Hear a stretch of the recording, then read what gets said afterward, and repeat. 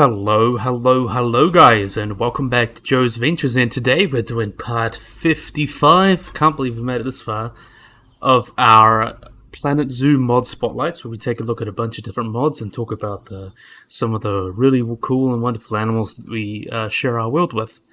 So today we've got a little bit of a mix. We got kind of an Asian theme going on. We got like a couple Japanese animals, things like that.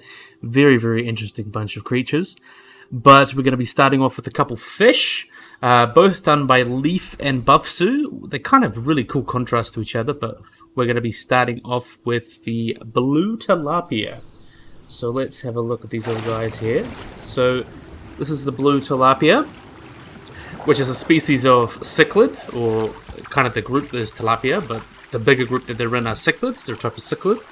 So these guys, like other cichlids, are typically native to like northern or western Africa, though there are obviously some all over the world, but these guys are from north to western Africa and the Middle East, but they have been introductions because they are kind of like a game fish. They've been introduced to parts of the United States, which have been declared as invasive species and obviously cause a lot of damage being invasive species.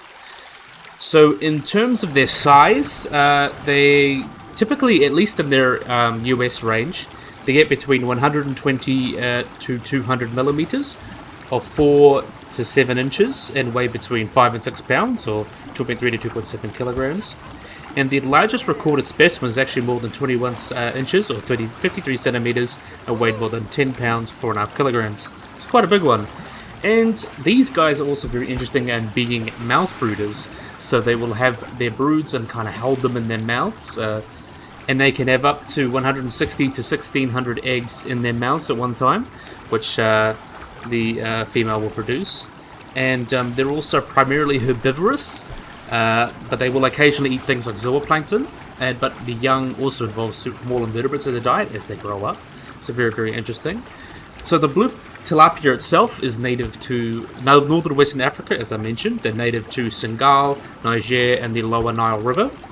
In the Middle East, they're found in the Jordan, and introductions have been found in like states in the United States such as Texas, Alabama, Florida, and Nevada, and also been established in Central South America and Southeast Asia.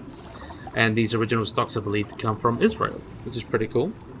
In terms of the habitat, they're typically considered a freshwater or brackish fish, so that means they like to live in a wide variety of streams, ponds, rivers, and lakes, but they also have a very high tolerance to salt water, and even hypersaline conditions, so they can actually kind of live in seawater, which is very interesting. And they primarily occur in waters that range from 12 to 32 degrees, but tolerate between 8 and 4 degrees, or that's 54 to 90 degrees Fahrenheit, or 46 to 104 degrees Fahrenheit.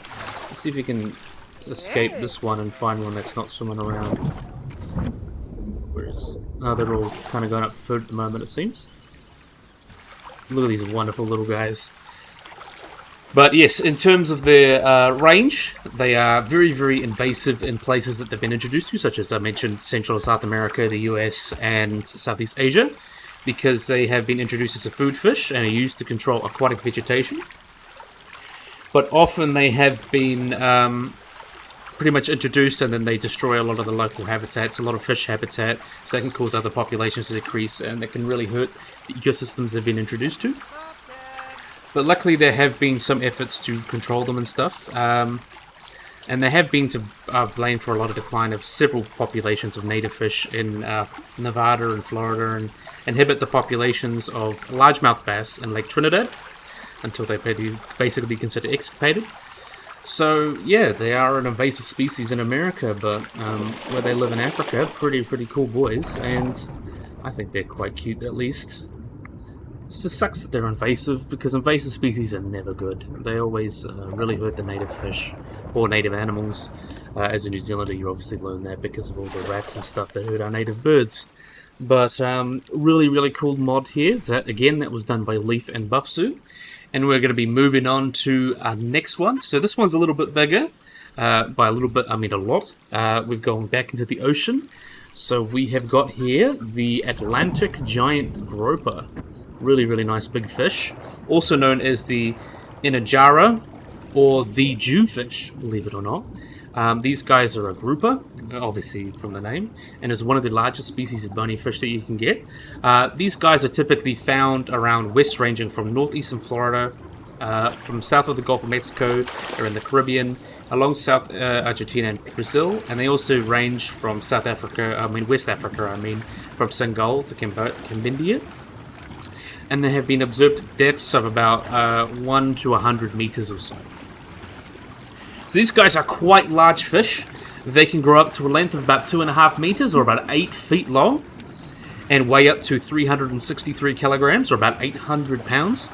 And they're typically found in these colors. You find them in these colors such as brownish, yellow, greenish, grays.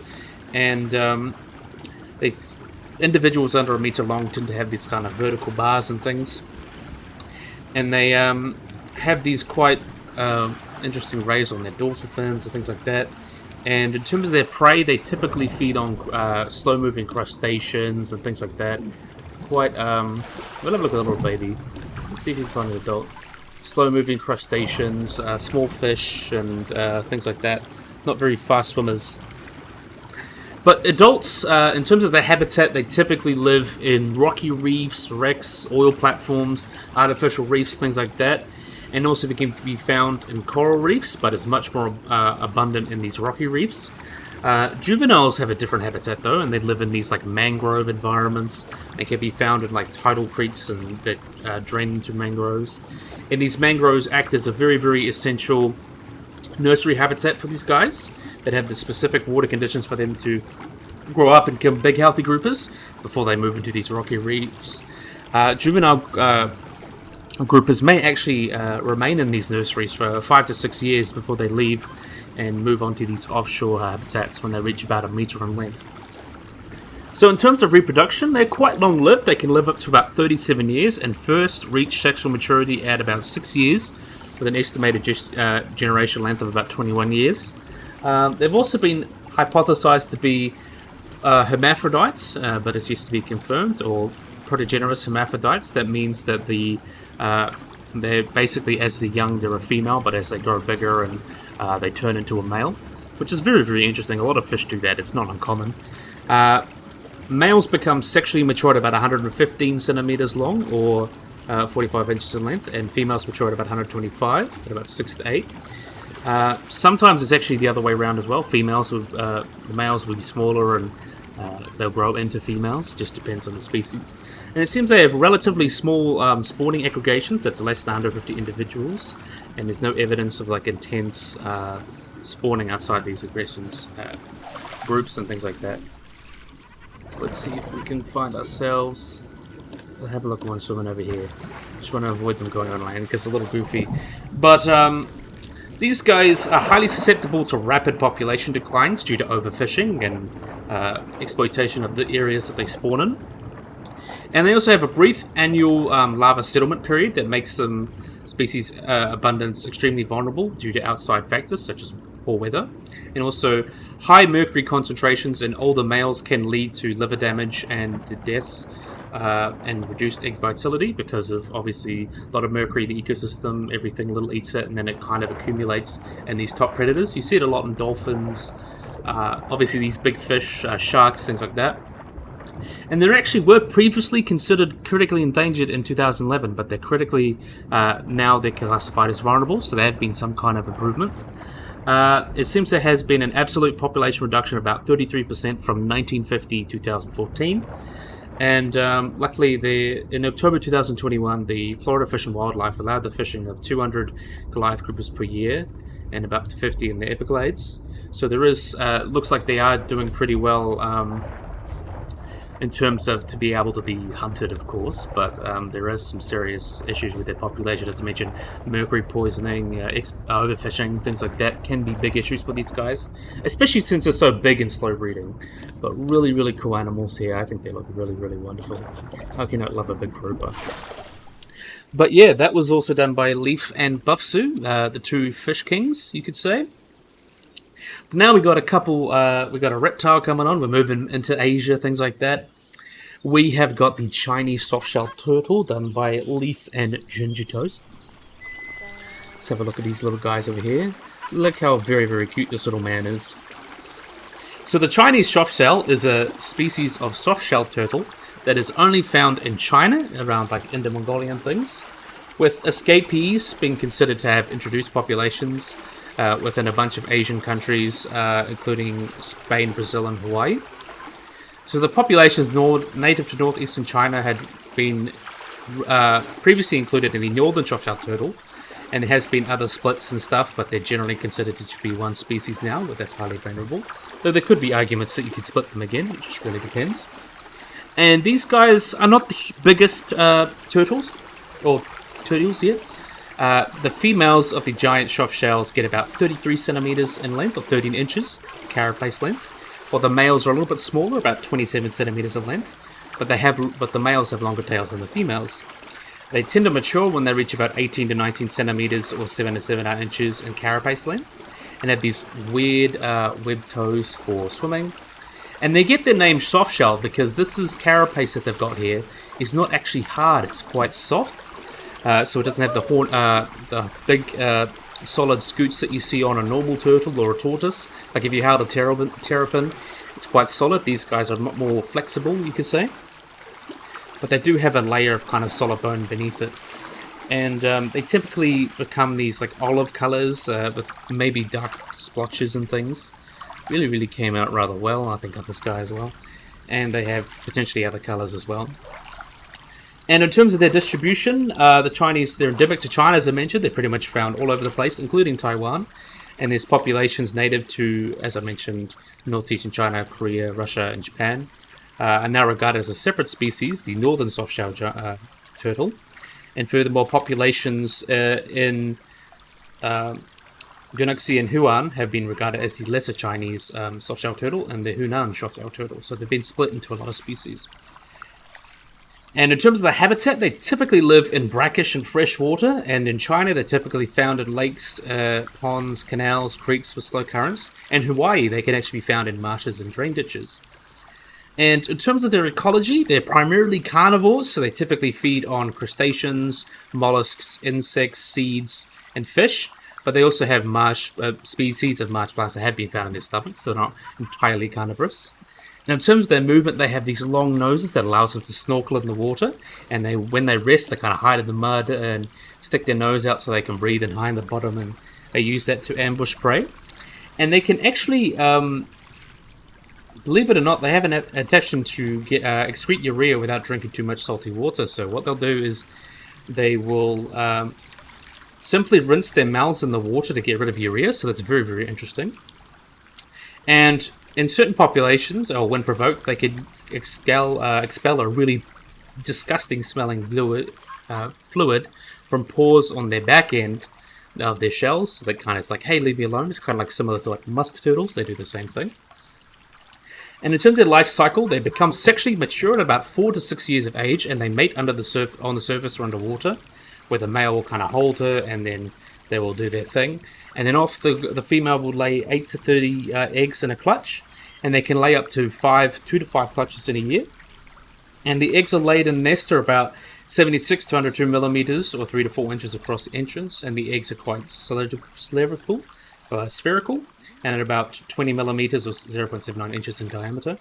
And after an incubation period of about 60 days, though that can vary depending on temperatures, the babies will hatch and they'll be a length of about an inch wide and an inch long, or 25 millimeters. And the sex of the hatchling is actually not determined by incubation, like a lot of turtle species. It's very interesting. So in terms of their relationship to humans, they're one of the most commonly raised in these turtle farms for eating. And it's estimated that they sell over 91 million turtles of the species each year. So they obviously farm for food, and they're considered a delicacy in a lot of these places. But they are considered vulnerable because that can often lead to collection in the wild, and that's often very not good. And a lot of the habitat destruction going on there is very not good as well.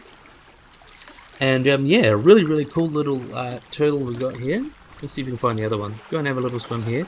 Fairly in their best habitat. So that one was done, as I mentioned, by Leaf and Ginger Toast. Now we're going to be moving on to some Japanese animals we got going on. We have got by Narwhaler. Everyone loves Narwhaler. We have got the Japanese Surnow. So these guys are kind of a Japanese goat antelope, or an even-toed ungulate, that is found in these dense woodlands of Japan, and primarily found on the northern and central areas of Honshu. And they're often considered a national symbol for Japan, and is subject to protection in conservation areas, so that's good. They are considered least concern, so that's not a big drama. In terms of size, adult Surnu stands about 81 centimeters, or 32 inches at the shoulder, and weigh between 30 to 45 kilograms, or 66 to 99 pounds. And you can see they're kind of black and white, with their coloring actually lightening up a little bit in the summer. And the fur is very brushy, especially the tail. And both sexes, as you can see, have these very short, curving, backwards horns, and they're kind of very difficult to distinguish from sight. They are pretty much the same, to be honest. Mainly just small issues in size and stuff. Their habitat typically is kind of diurnal. They typically are diurnal, so they come out in early mornings and late afternoons. I could say that's more crepuscular. But their habitat is kind of dense mountain forests, and they feed on a variety of things such as leaves, shoots, and acorns. And in terms of their sociality, they're quite solitary, but they can also gather in couples or small family groups. And they mark their territory with a sweet and sour smelling preorbital gland. So it's a little gland over here, so it's a preorbital, so that's orbit as eyes, so about here. And males and females have separate territories that may overlap, so that's how we kind of know. In terms of the history, in the mid 20th century, they were hunted to near extinction in 1955 until the Japanese government passed a law designating the special national monument to protect from poachers. And populations have since grown greatly since and that caused the IUCN to call species of least concern. So there's not too many worries about it going extinct now, since they've made such a wonderful recovery, and we can use that by looking at these wonderful babies. And there have been actually complaints of foresters and farmers asking to repeal the law, but they have had different protected areas as well, and have been subject to culling as pest animals outside of conservation areas, but in conservation areas, and they are doing quite well. So to be considered a pest, you've got to be doing pretty well. And conservationists have labelled it kind of a living national treasure of the forests, and I think it's a really cool conservation success story. Kind of a lesser known one to obviously people in the Western world. But athletes with superior agility and speed draw comparisons with the Surnow, and they kind of market things as well. It's kind of a cool marketing thing that they use in Japan. Pretty interesting. Very, very cool little guys, and I think I've covered enough of that. So this one was done by Narwhal. Always did a wonderful job. I'm a big fan of how this guy came out. I really love Surnow. Cool to see some other species. More ungulates is always good. Ungulates are just so diverse, and I think they're really cool. And Narwhal always does a wonderful job, so I can't complain. So we got another Japanese animal coming up. We have got the Japanese raccoon dog, or the tanuki, by Leaf and Ginger Toast. Obviously doing a good job here. Look at these wonderful guys here. So the Japanese raccoon dog, also known as tanuki, is a species of canid that is only found in Japan, and is one of the two species in the genus Nyctinaris, alongside the common raccoon dog, which was formerly thought to be a subspecies of. So there's two species here. There's the Vianeris, which is the Japanese raccoon dog, and then there's the common raccoon dog that lives on the mainland. So these guys are not too dissimilar from the the common raccoon dog. They just have a smaller stomach and slightly smaller than their mainland relatives. And they actually have a rare white color that can be found. So in terms of behavior, these guys are mainly nocturnal, but they're known to be active during daytime as well. They vocalize with each other and have groans that are pitches actually quite similar to domestic cats. And they will bark and things like that, and often get on their bellies as an act of submission and things like that. But usually social groups are limited to a breeding pair, but individual raccoon dogs have been seen in groups of non-mated pairs until they find a mate. And these guys are predominantly monogamous, so their breeding period is synchronized for the species between females and males, and they last between February and April. The litter, which is typically about 4 to 6 pups, as we can see these cuties right here. Very, very cute little pups, if I do say so myself. They have a gestation period of about 9 weeks, where the parents will look after their pups in their den for about a month. And then another month, the pups will be big enough to leave the den and kind of do their own thing. Japanese raccoon dogs live for about 7 to 8 years in the wild, but up to 13 in captivity. And they actually have been observed to climb trees to find berries and things like that, which is very, very interesting. So in terms of their conservation, they're considered least concern due to the animal's wide population and abundant population, and actually have been introduced in northeastern Europe. And it's legal to hunt them in these places because they're endangered, not endangered, they're invasive species. But in Japan, they're typically hunted to try and avoid them from damaging crops. But their fur is desirable and is used as calligraphy brushes, and it's exported to the United States between the outbreak of the World War II. So that's what it used to be. They're also a common victim of vehicle accidents, and there's conservative evidence of about 370,000 Japanese raccoon dogs are killed by cars every year, so it's pretty sad.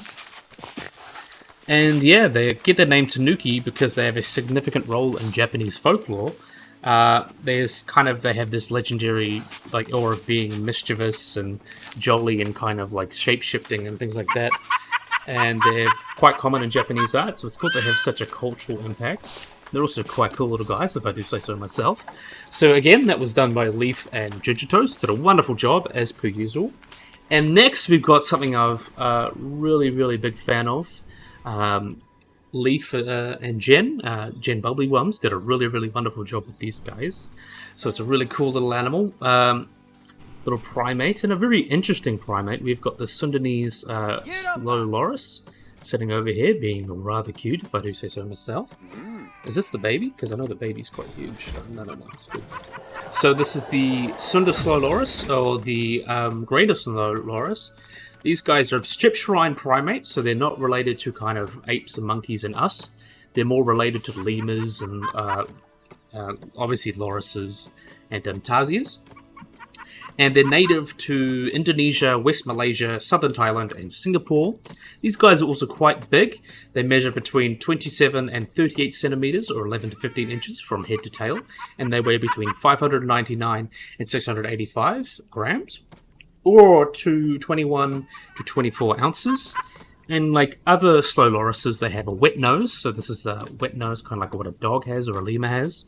They have this quite round head, these quite large eyes, with thick fur and a vestigial tail that you can see here. Very, very interesting guys here. Really nice. These guys are nocturnal and arboreal, so they spend most of the time in the trees and really only come out at night. They typically live in these evergreen forests, though they prefer rainforests with continuous dense canopy, and they actually have an incredibly low metabolic rate compared to other mammals of this size, where they primarily feed on sap, floral nectar, and arthropods, so quite a varied diet. But they will feed on exudates such as gum and sap by licking the wounds of trees. So they primarily feed on, what you call a gummivore, lots of gums, things like that. And they feed, they're generally solitary, and one study showed that only 8% of its active time is spent near other individuals, which is actually pretty small comparatively with these wonderful guys. We'll have a look at the babies while we're talking about them. And social behavior, they're not very, very social, of course, as mentioned. And they have, though it has a monogamous mating system, so they'll pair up and have one offspring. It sleeps during the day as they roll into a little ball and they're hidden among the trees. And they often hide themselves when they're sleeping in branches, twigs, fronds, and things like that. And the species is Polyasturus, which usually gives birth to a single offspring, as you can see here, who's a little bit glitchy, but still rather cute, if I do say so myself. Really, really cute little guy. And these guys, they usually give birth to a single offspring with a gestation period of 192 days. And the young disperse after 16 to 27 months, so about a couple of years or so. And generally when it's sexually mature. So unlike a lot of mammals of its size, it's actually quite a slow breeder. and that makes them especially vulnerable, as I'll get into. They are listed as endangered by the IUCN, and they're threatened because of the exotic pet trade, which is another really, really big issue for these guys, and have become one of the most abundant primate species that you can see in Indonesian pet markets. And they're actually, the reason, another thing that happens as well is they often pull their teeth out because they are often, if they bite someone, they can often envenomate them because they're one of the few venomous mammals. And often it's kind of a thing in their armpit, like a venom gland that they lick, and if they bite you, they could potentially envenomate you. So often people, if they're going to sell them as a pet, they will take these teeth out so they can't bite you and envenomate you, but that can lead to infection and can cause death in these guys, and that can actually make their reintroduction impossible. So it's basically hope they don't get infected, and they really do not make good pets. Even though they're really cute, they do not make good pets. They're nocturnal, they like to climb, they're quite aggressive. You don't really want them obviously as a pet, but they also suffer very badly, especially since they live in Southeast Asia, from habitat loss, which large swaths of trees getting cut down for palm oil plantations, which is very, very not good. But these guys are really, really cool, and I think Jen did a wonderful job representing them. I think she actually did a mod that fixed the claw. I just didn't put this one here. Might have been just an issue on my end. But yeah, really, really nice mod, if I do say so myself. Though it doesn't have two thumbs. But that's okay. So now we're going to move on to another mod done by Leaf and Jen. Of course, Jen's pumping these out. So we already had the American Wolverine. We've got the other subspecies, the nominate subspecies, Galupo. We have got the European Wolverine, which is slightly more endangered. And the main difference is these guys are based more on the badger. So these guys can use the burrow, but they cannot climb. So if you want one that climb, you can use the American one, but if you want one that uses the burrow, and I think the European one just looks much better in general, because it obviously is based on the European badger, which looks much better. But really, really cool guys. So the largest land-dwelling species of mustelid, and these guys are quite a large muscular carnivore, and the European subspecies is often found around like mainland continents of Europe and throughout Russia and Siberia. And the populations in Europe have been much more affected than the ones in America because of trapping and things like that. So in terms of that, let me talk about that since I've already kind of covered. These guys, as I mentioned, they kind of live in boreal alpine forests of Eastern European Russia, the Baltic countries, along with the Russian Far East, northeastern China, and Mongolia. But often they're not quite in high densities. The world population is unknown, but they have quite large home ranges. That could be up to like 620 kilometers squared. And in terms of their endangeredness, the European one is much more in danger, or much more endangered, you could say, just as much more susceptible to hunting because they have been hunted for 100 years. It's believed that the populations of, especially like places like Norway, there's only like 150 or so that's declining. Some places are a little bit more, like 170 live in Finland, about 1,500 live in Russia. But yeah, kind of endangered in that regard. But a lot of other places, they tend to be doing much, much better. But they're also held in captivity across the place. So they have been bred in captivity, but only with difficulty and a high infant mortality rate. But generally, due to their nature, they're quite secretive, have these large home ranges. They're a little bit harder to kind of spot and monitor, but they seem to be doing okay. But yeah, really, really cool guys, and I'm really a big fan of how this came out. These guys are kind of like these generalist carnivores. They are, honey badgers, they're like worse versions. They're like the cold versions of the honey badger. They will pretty much hunt anything, and they'll scare animals off their kills. They can also be killed by, obviously, cougars, brown bears, things like that, but they are able to steal kills from these guys. Eat small, pretty generous as well. They'll eat porcupines, roe deers, bison, moose, elk. They'll prey on lynx, coyotes, Canadian lynx, beavers, marmots, pretty much anything that's small enough. But they'll also eat like insect larvae, berries, roots, and seeds and things. So they're quite generous in that regard, but they mainly are carnivores. Really, really cool guys. And as I mentioned, they live in these large ranges, so they often kind of just go around scavenging and maybe trying to steal kills from other animals. But these guys I think are really, really cool, and Jen did a really good job, especially making this one look a lot better than the American one. Really, really nice, and I think it actually fits the style of the game much more. So Jen, for those two mods, you need to take your hat off because she's done a wonderful job. So next up, we've got kind of a blast from the past. We have got by Mergie, we have got the Pallas cats, who's got like a remaster and stuff like that. So it's really, really awesome to see these guys again. Oh, what have we done? Someone's buggy. Of course you have to do it for the video. But,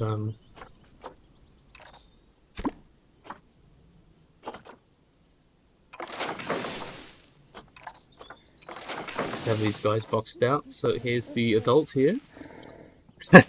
So this is the Pallas cat, also known as the Manual. These guys are a small wild cat with these really, really long and dense fur coats. And you can see they've got these rounded ears and things. I think they look much better. They have rounded ears that are set low on the sides of their heads, and they have a head to body length that ranges from 46 to 65 centimeters, or 18 to 26 inches, with a 21 to 31 centimeter tail, or 8 to 12 centimeters. That's quite long and bushy. As you can see, these guys are quite well camouflaged, and they're adapted to like these cold continental climates of their native range, which actually receives not that much rainfall and experiences a wide range of temperatures. And another weird thing compared to cats, they have more rounded slits compared to vertical slits, like most cats have. So that makes them another thing that makes them quite unique. So they were first described in 1776, and they kind of live in areas around Tibet. They've been recorded around the Caucasus, the Iranian Peninsula, the Himalayas, some Siberian mountains, places like that. And they typically inhabit these kind of mountain grasslands or scrublands that are quite rocky. And snow cover can be between 50 to 20 centimeters or 6 to 8 inches. And they typically will find shelter in these crevasses and burrows. And their main prey is small rodents such as like lagomorphs and small rodents as well, so pikas and small rats and things, marmots, whatever they can find really. So we'll have a look at these cute little babies as well as we talk about them. So they typically give birth. I don't think they have a gestation period. Let's have a look at the gestation period. Not too they have a gestation period of about 66 to 75 days, where they give birth to like one set of kittens a year, and they will often have like a cute little baby like this one, which are born about 89 grams and about 12 centimeters long. And typically they when they grow up, they'll get larger, and they reach their adult size at about 6 or 7 months, and they start hunting their own about 5 months, obviously being very, very cute. Let's have a look at the adults over here. But yeah, due to their widespread range and their large population that's assumed, they're considered least concern. But some populations around the place have been threatened by poaching, rodent control programs, which obviously less prey for them. That means less cats, which means they're more endangered. And also things like habitat fragmentation by mining projects and roads and stuff like that have been hampering their populations. But luckily they are kept in zoos, and there have been about 60 zoos in Europe, Russia, North America, and Japan keep them as a breeding program. But in the wild they're generally doing pretty well, so it's not really considered anything to really help them. But they are doing okay, so that's always very, very good.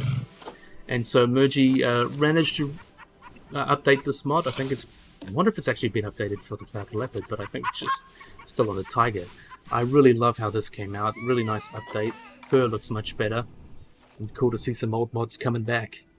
And yeah, we're going to move on to our last animal.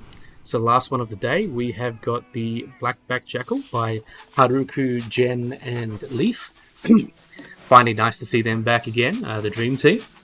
So the Black-backed Jackal is kind of this medium-sized canid that's found around Eastern and Southern Africa. And they're typically found around like Namibia, Botswana, Zimbabwe, and South Africa. And the other area they're found in is around Kenya, Somalia, Ethiopia, and places like that. They're largely considered a least concern since they're quite common. But there are some issues such as being a livestock predator. They're often prosecuted for that and killed by farmers, but also can be a vector for rabies for other dogs, and a cat can be a bit of an issue, of course. And they actually recently assigned their own genus, the Pallas, and there are a couple subspecies described, but mainly it's the Cape black-backed jackals found around the southern areas, and the East African black-backed jackal is found in the eastern areas. In terms of their size, they weigh between 6 and 13 kilograms, or 13 to 29 pounds, and stand about 38 to 48 centimeters, or 15 to 19 inches tall at the shoulder, and measure between 67.3 and 81.2, or 26.5 to 32 inches in body length. You can see their base color is quite brownish to tan, but you can see obviously they have this black back, this kind of black and white back here with this stripe that goes on here. It kind of gives it their name, the black-backed jackal. And also, it's believed to be also a way for them to hide their outlines, since a lot of species will kind of use that. It's counter-shading almost. Like other dogs, they're kind of monogamous, and they're also quite territorial. So their social organizations kind of resemble the golden jackal. So they'll use scent marking and things to defend their territories. And they're also a highly vocal species, so they communicate with each other with all sorts of barks and groans and growls and things like that. So they're very, very cute. And in terms of their reproduction and development, you can see these little guys here. We'll have a look at these babies. Cute little pups. So the mating season will take place between late May and August, with a gestation period of about 60 days, and pups are born during July to October. And summer births thought to be timed to coincide with the populations of four-striped grass mice and belly rats, while winter births are kind of tied in with the ungulate season, so there's plenty of food for the little babies. Litters can consist of 1 to 9 pups, which are born blind, and for the first 3 weeks they live under constant surveillance by their dam, while the sire and the elder offspring often provide food. The pups will open their eyes about 8 to 10 days and emerge from the den in about 3 weeks. And then in turn, they're weaned from their mother about 8 to 9 weeks and can hunt for themselves at the age of 6 months old. And sexual maturity is attained at about 11 months, though they will few of them don't really reproduce in their first year of life, especially their second year of life. And that's kind of when they become more dominant or try to mess around with their hierarchies. And the grown pups may disperse at about a year of age, while some will remain to assist their parents with the next generation. And in terms of lifespan, they live for about 7 years in the wild, but in captivity they can live about twice as long, so about 14 years. So in terms of their diet, they're pretty generalist. They'll feed on everything from invertebrates such as grasshoppers, millipedes, scorpions, up to rodents and hares, and also young ungulates, snakes. It's even been recorded they've eaten black mambas and things. So they're very, very generalist. They also feed on marine mammals, mussels, grass rats, pretty much anything that's they can get their mouths around. They're very, very generalist. That allows them to live in so many habitats. And they typically live in farmlands, savannas, mosaics, coastal deserts, alpine areas. They're very, very generalist in that regard. And they often compete with animals such as the striped jackal. Also, golden wolves, rattels, brown hyenas, leopards and wild dogs are also good competition, things like that. But in terms of their populations and in terms of human impacts, there's been lots of hunting of them because obviously they have nice pelts, but also hunting livestock. So they will occasionally hunt animals such as cats and dogs and goats and sheep and stuff. So they're often hunted like that. But luckily they are considered least concern. There's not too many issues considered with their conservation. They're quite common. But still a really cool animal to talk about and consider. I think these guys came out rather well, if I do say so myself. So yeah, I think this would be a great place to end the video. Thanks for all the modders, especially for this really nice jackal. I think it came out rather well, so I think this is a good time to end. So yeah, I really hope you guys enjoyed this video. I hope you guys like and subscribe. Always remember to get the little bell icon to get notified about anything. So yeah, hope you guys enjoyed this video. Hope you guys like and subscribe, and bye-bye.